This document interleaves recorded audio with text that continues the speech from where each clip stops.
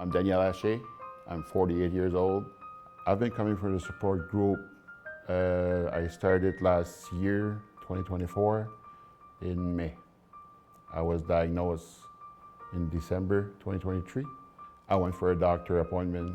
I hurt my knee on a down ski hill, and I tore out a ligament in my knee. So I went to see him for surgery, and he noticed right away that I had big hands. My name is Janet Cameron. By the 1980s, I definitely had the big hands, wide feet, and the pain as they were just, it was almost like being the Hulk. They would just, I would just go right out of the shoes. My name's Steve McCaskill. My age, 61. There's two things with my hands. One is acromegaly, and two, the years I spent in construction, which I think they were large to begin with, but the acromegaly certainly made it that much bigger. Looking back now, I see things that somebody should have picked up on or reflected on and understood that I had issues. My name is Pam Schleihoff. I'm 57. I was under investigation for a different medical condition, and so I had a head CT, and so it was an incidental finding that they found the tumor on the pituitary. My name is Nancy Doan, and I'm 76. I think the support group has been excellent. It really is nice to know that there are lots of other people that have the same condition that you do, and they may not always have the same types of problems. So everyone is a little bit different, but there's a fairly common theme that runs through it all.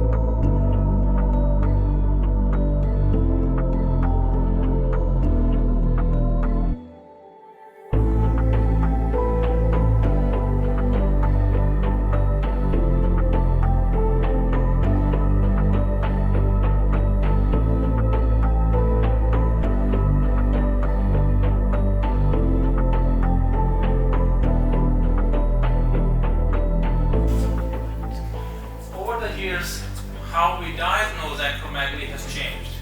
And I just want to spend a little bit of time. When we first started back into 25 years ago, in 2000, we were looking at IGF-1 above the age and gender normal, and we used to measure growth hormone. We used to do a lot of growth hormone testing for you in those days. And if growth hormone level was above a certain point, we would make the diagnosis, or we would do the glucose tolerance test, and if the growth hormone did not come below 1, we would diagnose acromegaly. Now that changed over the years. In post-surgery patients who just had the operation, we are basing your cure or remission on just IGF-1, which is done approximately 3 months after, at least 3 months after surgery. Anything done sooner will give us a false result. Even 3 months is generally not enough. Sometimes it takes 6 months to 9 months for IGF-1 level to come down to its baseline. Normal IGF-1 does not mean that you will begin to feel normal. That's a big problem, and there are huge quality of life issues. We have published a lot of papers on that, and main three problems that impact the quality of life in people who have been controlled with acromegaly are pain from arthritis, psychiatric issues like depression, anxiety, sexual dysfunction, and all the rest of it, and sleep apnea. These are the three primary factors which impact your quality of life even years after you've achieved surgical remission. So that actually, after the tumor was removed, that bulging is the lining of your brain actually bulged out after all the tumor. This is a little bit of sealing for the bleeding, and now the flap is going up to cover that part. You see, you kind of take it from the front and then we'll put it back, and now it's covering completely.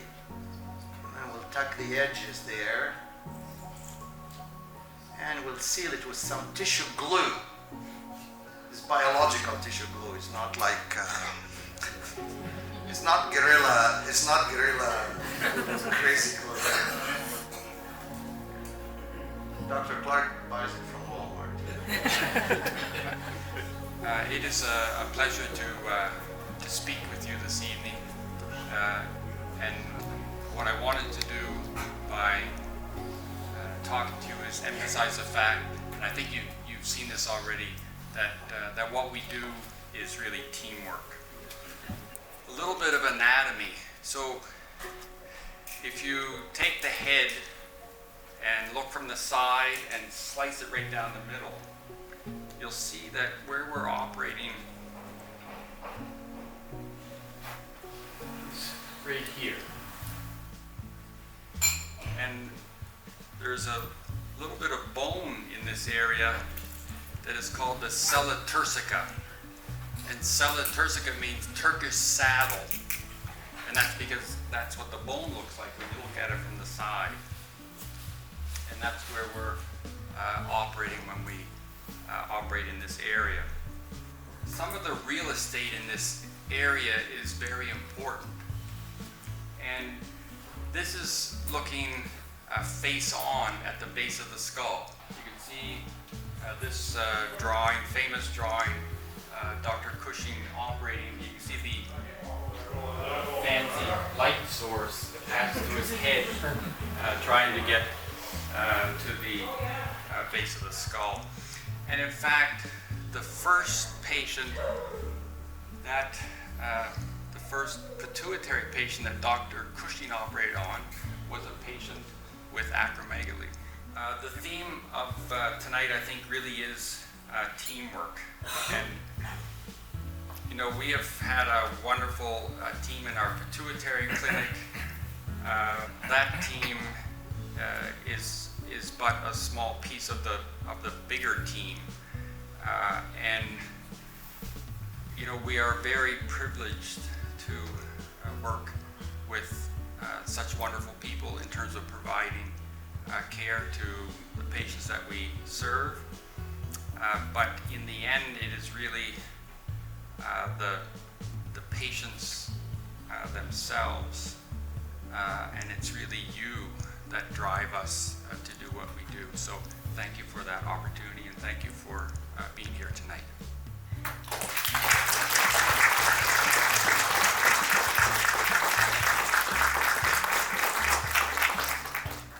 So I'm with Souls in Motion over in Baker Drive in Dartmouth, and we are a business that is multidisciplinary.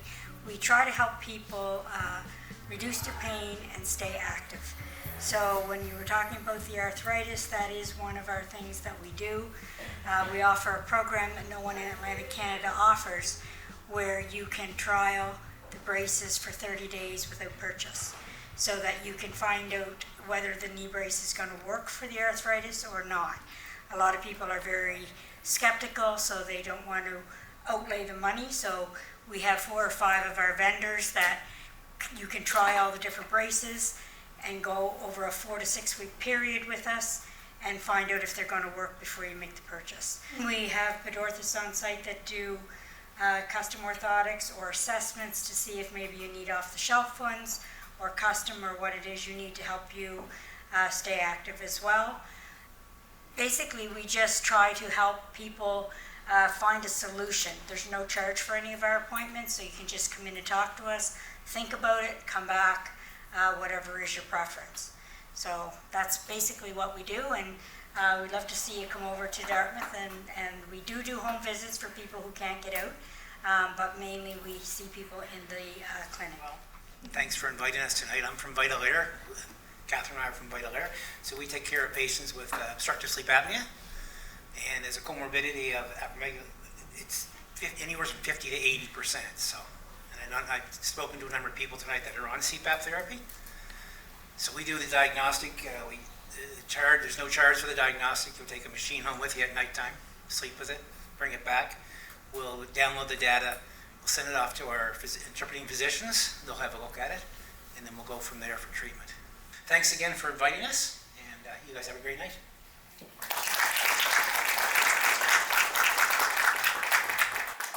We want to recognize two people.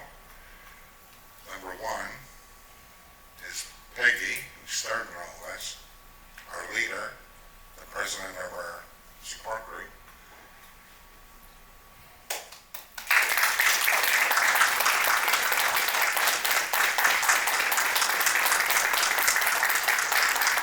And number two,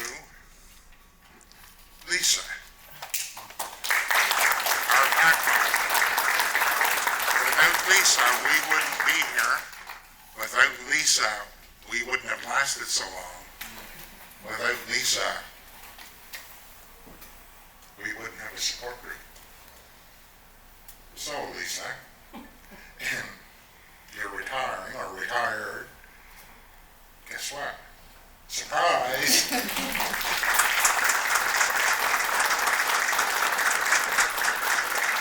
My name is Marlene.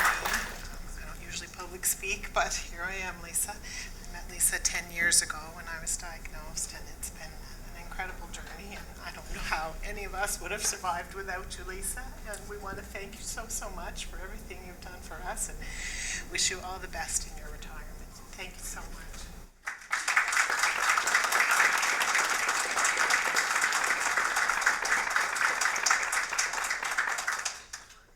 Every time I was in that clinic, I said there had to be more people like me. In privacy laws, Lisa couldn't say who was who, but there's nothing any more fulfilling than we sat in that first acromegaly meeting, and like Charlie said, we weren't alone anymore. And these wonderful doctors took care of me so well. They seem to have a sense of heart as well as a really good knowledge of medicine. And that shows through. I mean, how many people have all these trained, highly trained, experienced, and hardworking people coming on a Friday evening to meet with us? So we have so much to be thankful for. And I want to thank you.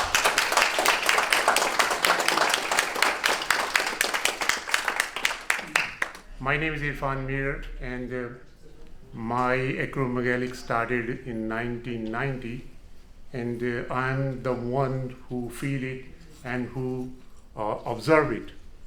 In that sense, because my acromegaly started with the motorbike accident, I feel that after that my facial things getting changed and a lot of pain in my hand and feet, and they start growing. And in 2010, Dr. David Clark did the surgically removed the pituitary gland. By the grace of God, I was completely cured, but I'm on external hormone replacement. And in 2010, I got a job at Dalhousie University since then, and I'm working fine. Before that, I have had it every single day. I couldn't bend my head down or do something, so there was a lot of complication. But after the surgery, 2010 and now, I'm fine. And this is because of Dr. Imran, Dr. David Clark. So thank you very much. And then the sports group. And it's gonna look like this, your acromegaly handbook. So when you do go to the clinic, because I'm thinking it should be ready to go like in the next 1 or 2 months, I want you to ask for it, okay? Because it does again come from the hearts of nurses and knowing what you want. The background is like to keep a journal, and it talks about healthy foods and signs and symptoms, everything that you would want to know. But it's going to look like this, your acromegaly handbook. So I just want to bring that to your attention. So support groups are not for everybody, but I just hope that you feel like you're not alone in this room, and that you have someone to, you know, talk to, or you know, you have the website, their stories, similar to your stories, not good and bad, but our goal is, and my dream is for this to continue, and that we work together to create more awareness and to diagnose earlier. This is just so important, and there's so much we can do, but we have to work together. Like Dr. Clark said, it's teamwork.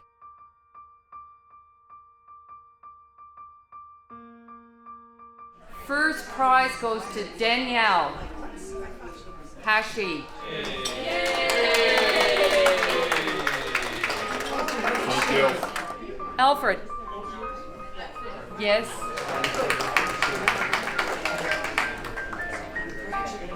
I'll give you your bride later.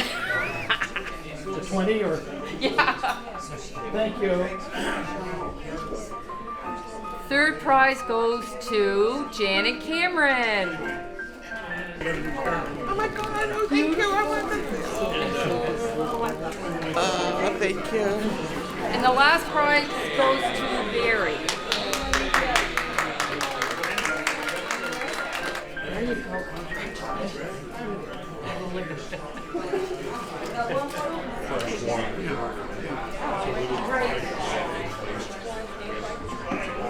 Oh, look, she's got the big ballot. It's a $200 gift card. No, it's a $200 gift card. In case they don't want sneakers. Okay, here we go. And the winner is Janet Cameron.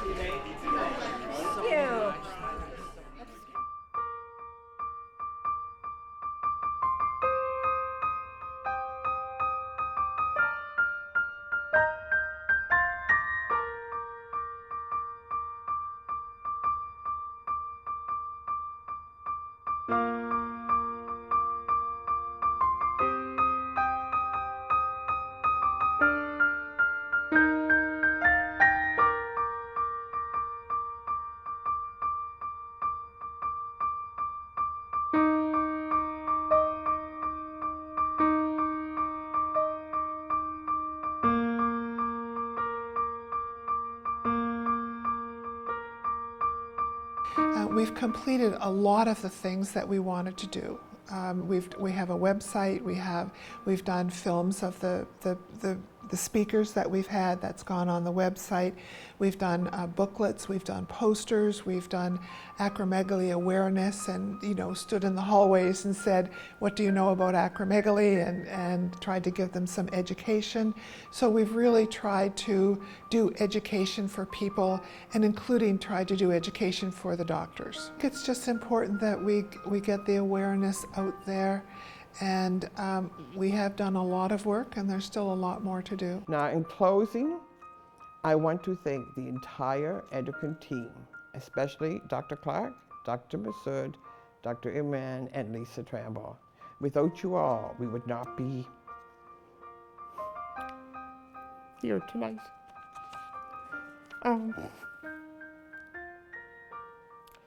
You gave us our lives back, and we are all forever grateful. Thanks to you all.